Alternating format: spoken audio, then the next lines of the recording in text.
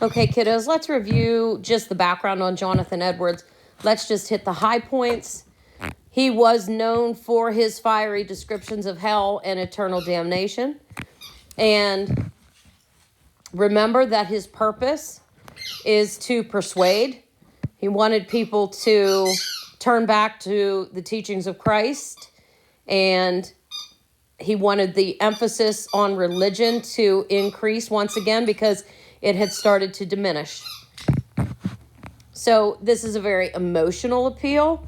He felt that emotion was rooted more in, that religion was rooted more in emotion than logic or reason, although don't forget that he was thought to be a great intellectual. So that would be a great question on a test. How was he best known? You know, obviously for his sermons as a Puritan minister, but also as an intellectual. Okay. He came to believe that one had to undergo a religious experience, and that was an important step towards salvation. This was this conversion that he was encouraging people to undergo through these sermons, especially throughout Sinners in the Hands of an Angry God. Going to skip his education and go to the second column. And please remember that he was trying to convince people to be more born again. And he did, in fact, give sermons that convinced people to undergo this religious conversion. So again, it's an emotional appeal. He's going to play upon your appeal to fear, especially when he says that humans are like spiders and God's just hanging them over a fiery pit of hell, and it's nothing but the goodwill of God that keeps him from dropping us into the fiery pit. That's an appeal to fear. Also, appeal to sympathy, which is your appeal to pity, and then your appeal to vanity is appealing to people's desire to be good. So when you are saved, you are special, and you're doing the right thing and living a good life, and in that you can find some sense of pride. He was a part of the First Great Awakening, and that was a religious revival. So these ministers were trying to revive people's emphasis on religion and dedication to religion. And remember from our movies, they traveled around even to fields to give these sermons, to reach out to the people to try to persuade them to turn back toward the teachings of Christ. Okay? Sinners in the Hands of an Angry God was at the height of the Great Awakening, and probably the most famous sermon ever. Definitely the most famous sermon from Edwards. Okay? Skipping his last years. The last paragraph always contains something that could be a question on a test. And right here it is. His vision of humanity, suspended like a spider over the burning pit of hell, still maintains its emotional impact. People still fear in the afterlife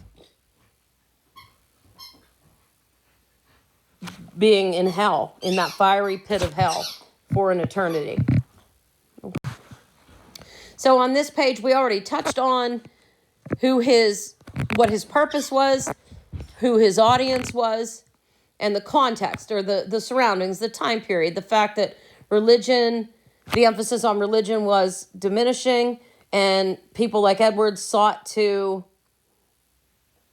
rejuvenate that. Okay? So also touched on the emotional appeals. There's your appeal to fear, which we talked about in class. Pity, for the appeals to pity, we talked about the ASPCA commercials with the animals who are suffering. And then appeal to vanity, or your need to feel good about yourself, like perhaps a makeup commercial or something like that. Don't forget your vocab is on your test. And I'm sorry, Sophie's playing with her ball, so that's the squeaking you hear. And like to have her around me, so I'm not going to put her out. Okay. So this, as far as context, here's your Sinners in the Hands of an Angry God. It was delivered in Enfield, Connecticut, which would not be a test question. I would not ask you that. He read the sermon as he always did. Very few gestures or movements, standing on the pulpit, but it is a very dramatic sermon, very dramatic images, and anytime you're appealing to people's emotions, there is that added sense of drama. Many people, keep in mind, many people wept, many people moaned, and some even considered suicide, which is a little disturbing there. All right. So this is only a portion of his sermon, but let's go ahead and start. It says, we find it easy to tread on and crush a worm that we see crawling on the earth. So it is easy for us to cut or singe a slender thread that anything hangs by. Thus, easy is it for God when he pleases to cast his enemies down to hell. They, or the unconverted men, if you look at your note, they are now the objects of that very same anger and wrath of God. The people who are unconverted are the subject of God's anger. So right there is an emphasis on fear. That is expressed in the torments of hell. And the reason why they do not go down to hell at each moment is not because God, in whose power they are, is not then very angry with them, as angry as he is with many miserable creatures now tormented in hell, who there feel and bear the fierceness of his wrath. Yea, God is a great deal more angry with great numbers that are now on earth. Yea, doubtless with many that are now in this congregation, who it may be are at ease, than he is with many of those who are now in the flames of hell.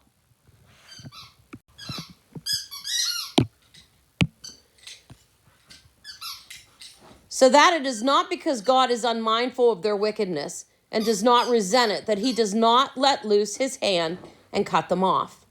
God is not altogether such an one as themselves, though they may imagine him to be so. The wrath of God burns against them. Their damnation does not slumber. The pit is prepared, the fire is made ready, the furnace is now hot, ready to receive them. The flames do now rage and glow. The glittering sword is wet and held over them, and the pit hath opened its mouth under them. So the glittering sword is sharpened and held over them. And remember, all of the pronouns here, them, throughout this entire paragraph, their wickedness, those all refer to unconverted men.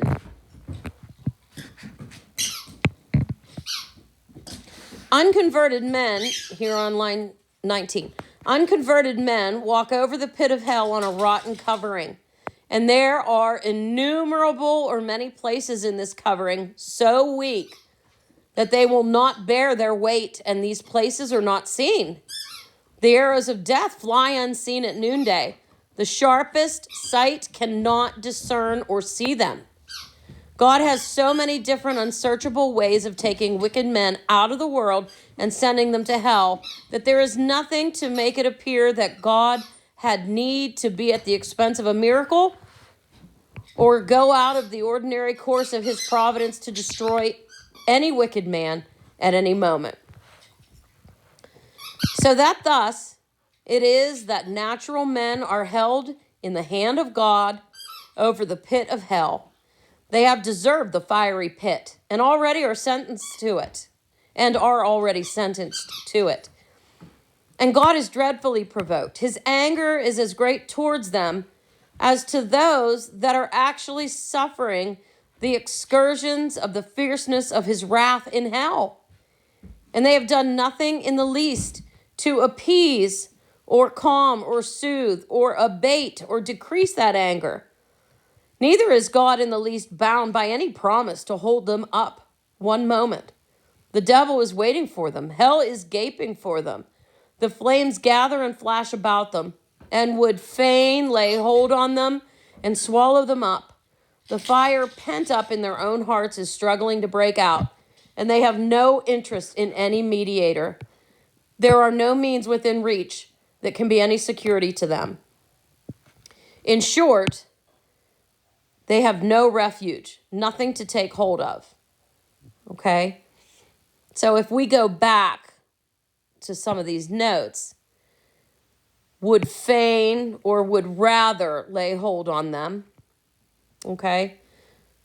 So hell is gaping for them, and the flames gather and flash about them, and would rather lay hold on them and swallow them up.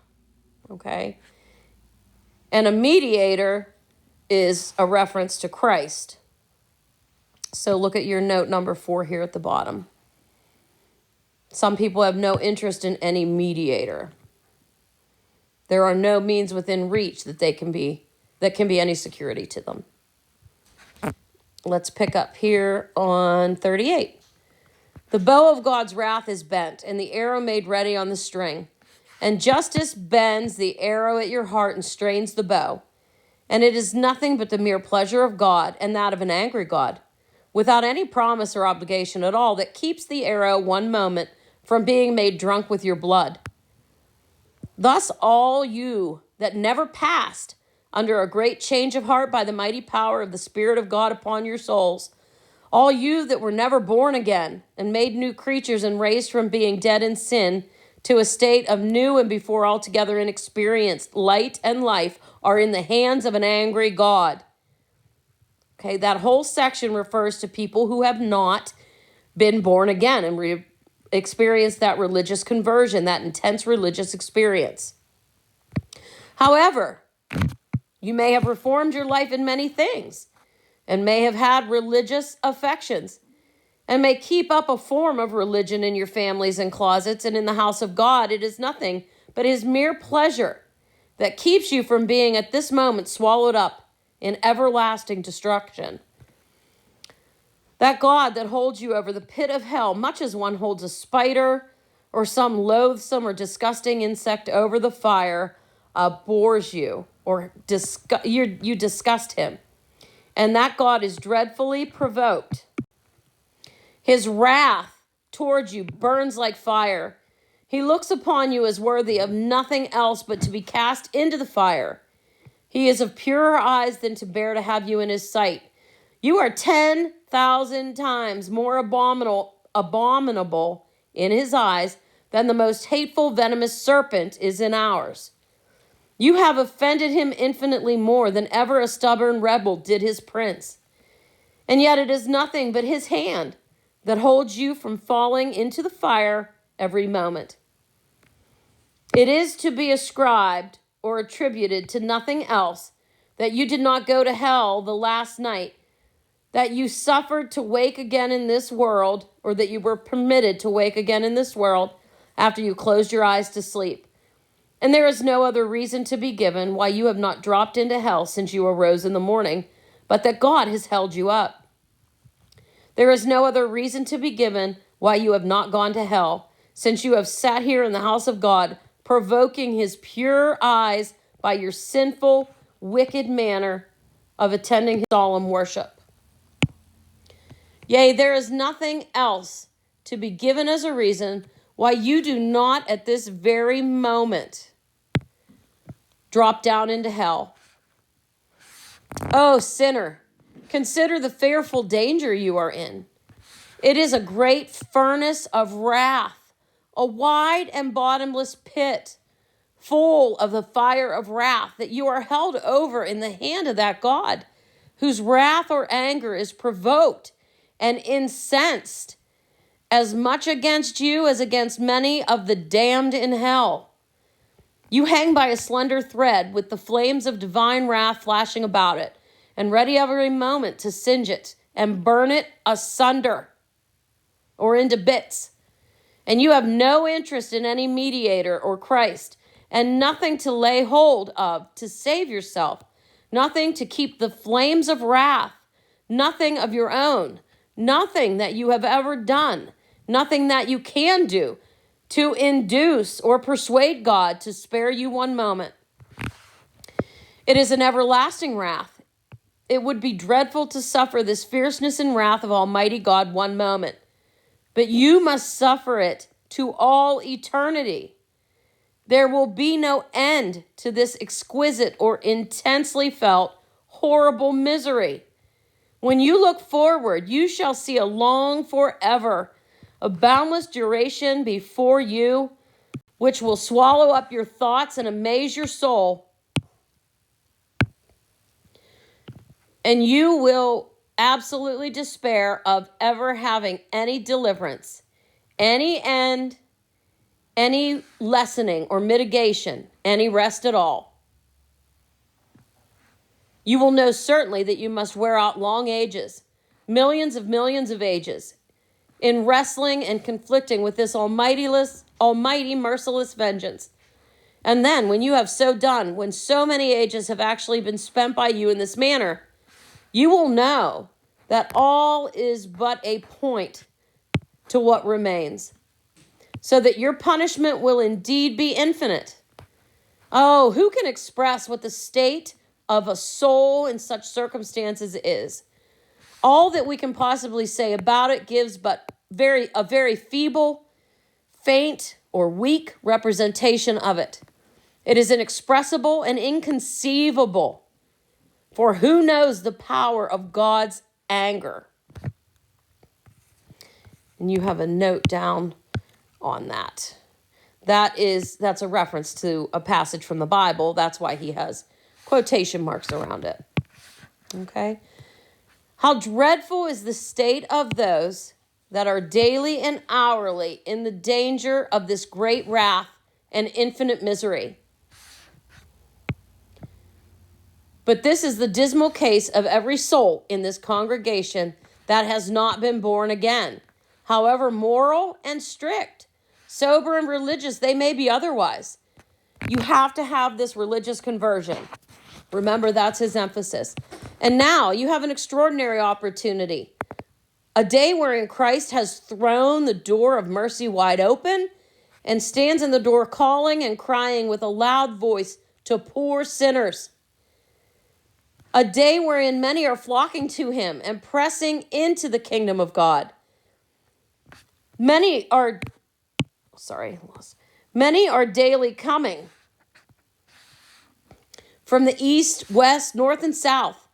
Many that were very lately in the same miserable condition that you are in now are now in a happy state with their hearts filled with love to him who has loved them and washed them from their sins in his own blood, and rejoicing in hope the glory of God. So people who have converted, look at them. How awful it is to be left behind on such a day. You don't want to be left behind. To see so many others feasting while you are pining and perishing. To see so many rejoicing and singing for joy of heart while you have cause to mourn for sorrow of heart and howl for vexation or trouble of spirit. How can you rest one moment in such a condition? Therefore, let every one that is out of Christ now awake and fly from the wrath to come. Be born again, convert, be awakened. Remember, this is the first great awakening. Be awakened so that none of these things happen to you.